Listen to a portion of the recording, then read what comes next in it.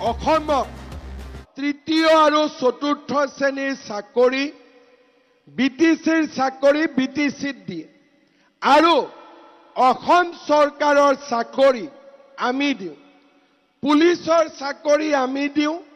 ফৰেষ্টৰ চাকৰি বিটিচিয়ে দিয়ে এতিয়া আপোনালোকে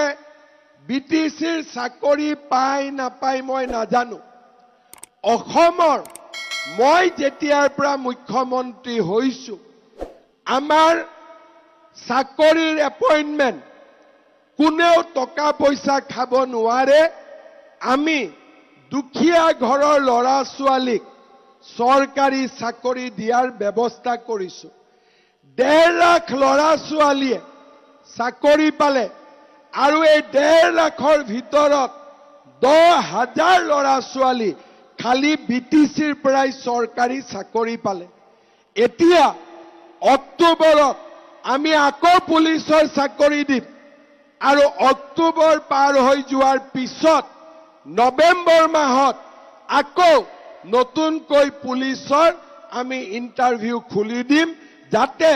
আমাৰ লৰা ছোৱালীয়ে নিযুক্তি পাব পাৰে অসমত তৃতীয় আৰু চতুৰ্থ শ্ৰেণীৰ চাকৰি বিটিচিৰ চাকৰি বিটিচিত দিয়ে আৰু অসম চৰকাৰৰ চাকৰি আমি দিওঁ পুলিচৰ চাকৰি আমি দিওঁ ফৰেষ্টৰ চাকৰি বিটিচিয়ে দিয়ে এতিয়া আপোনালোকে বিটিচিৰ চাকৰি পায় নাপায় মই নাজানো অসমৰ মই যেতিয়াৰ পৰা মুখ্যমন্ত্ৰী হৈছো আমাৰ চাকৰিৰ এপইন্টমেন্ট কোনেও টকা পইচা খাব নোৱাৰে আমি